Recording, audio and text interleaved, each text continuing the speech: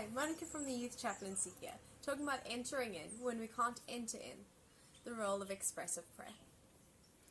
Too often, when participating in Mass online, I find that it feels like I'm watching someone else eat a meal. I find myself struggling to enter into the Mass when I'm unable to be physically present, when I'm unable to enter into the place where Mass is celebrated. Maybe this resonates with some or many of you. If you're tuning into Mass, though, you may find yourself participating in some of the following ways.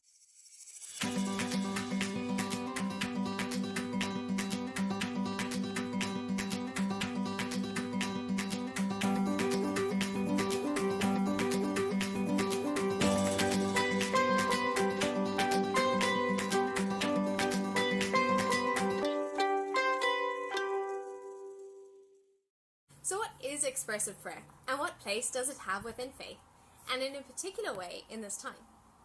Simply put, it is fundamental to Christianity that we are body and soul. And it is because we are body and soul that the gestures of the body can powerfully dispose the soul to prayer, and vice versa, our prayer can find expression in our body. I use the Mass as a starting point and example, as it is the common prayer that unites us. But what I have to say is true at all times of all prayer. Just take a moment to think of the ways your prayer finds expression in Mass: kneeling, sitting, standing, bowing. I found that there is something about watching food being prepared or watching someone else eat that makes me aware of how hungry I am.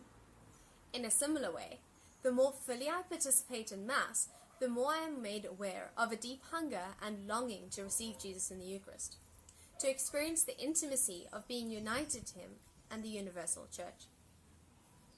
Can you imagine not having eaten for months and then watching a cooking show?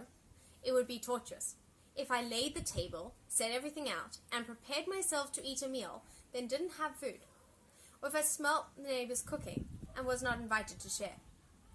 These things would make my stomach grumble with vengeance. How good is it that we have something even better than physical nourishment to hunger for, that we have a God who desires to fill us and embrace us. A question then comes: how are we called to be aware of and deepen our desire for God in this time when we are separated from community?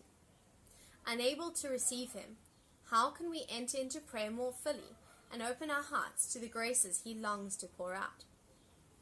Last year I was introduced to something called St. Dominic's 9 Ways of Prayer, and it is something that has deeply enriched my prayer life. Through this, I have grown in my understanding of expressing myself in prayer. It has added so much fullness not only to my personal prayer, but Mass and praise and worship. As I have found freedom and meaning in expressing myself in prayer, I have deepened my relationship with God and experienced His love anew. In St. Dominic's 9 Ways of Prayer, you'll find certain expressions that are present in Mass, certain expressions that you may have seen or experienced in more charismatic settings, or may already be part of your personal prayer. I'm just going to share 3 with you in this video. The first is bowing one's head and heart with humility at the beginning of prayer, before the crucifix at the altar, in the name of the Trinity. How many times have you bowed your head in Mass without thinking twice? And yet, how beautiful that in this little action we can acknowledge who God is and who we are. The greatness and goodness of our God, who longs to come to us and waits for us to invite Him in.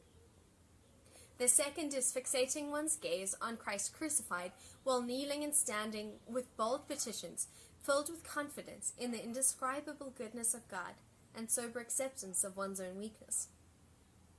Last year, someone close to me was really struggling. It was bad.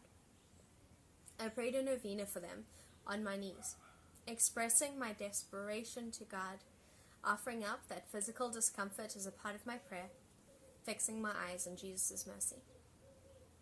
At a time when I literally could do nothing other than pray, I found comfort, and when I called shortly after completing the novena, they'd pulled through. And the last I will share is sitting and reading in contemplation. When you settle down for a conversation with someone who knows and loves you, what does that look like?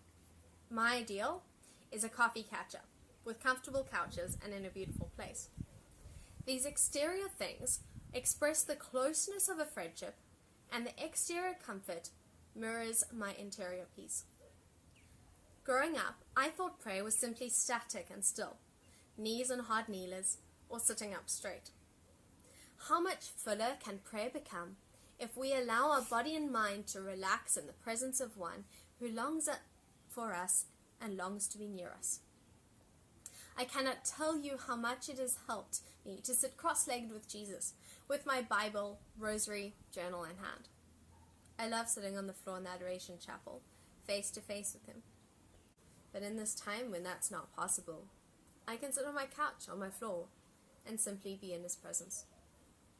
Hands open in my lap, as an expression of my willingness to receive all that he desires to give me. So in this time, I encourage you to enter body and soul into prayer, to participate as fully as possible in the Mass, as though you were present. In personal prayer, to express your dependence on God as you kneel, and your vulnerability as you sit and be. And maybe even through listening to praise and worship, and raising your eyes and arms to heaven, to the one who longs to lift you up to himself.